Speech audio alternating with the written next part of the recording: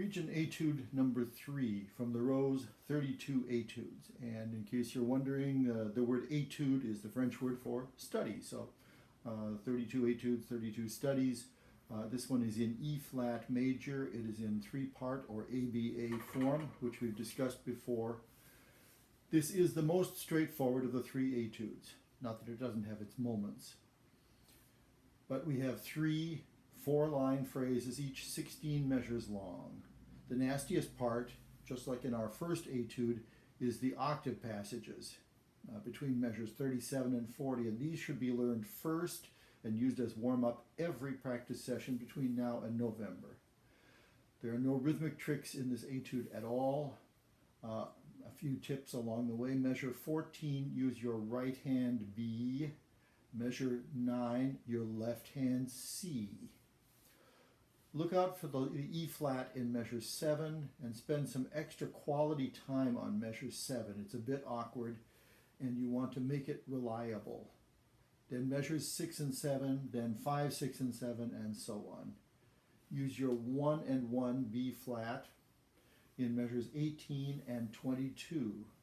If it doesn't work, twist your clarinet so that the bridge key is better aligned. If it still doesn't work, put some masking tape between the 2 parts of the bridge key until it does, or take it into the shop. They can probably fix it in 5 minutes, maybe not even charge you, and then you can, I can't promise that, and then you can practice this fingering successfully from now until the audition. Measure 30 is a bit awkward and would benefit from some extra time. And then measures 29 and 30, then 28, 29 and 30, you get the idea. Remember the 1 and 1 B flat that we just discussed? Well, it's 1 and 1 E flat in measures 38 and 39 for the same reasons. They might feel funny at first if you haven't used this fingering before, but they will quickly streamline what you're asking your hands to do. We don't use these as basic fingerings. The tone quality tends to be a little different, but it saves you a lot of this with your right hand. In the suggestions from the state, they recommend this fingering for measures 25, 26, 27, and 28.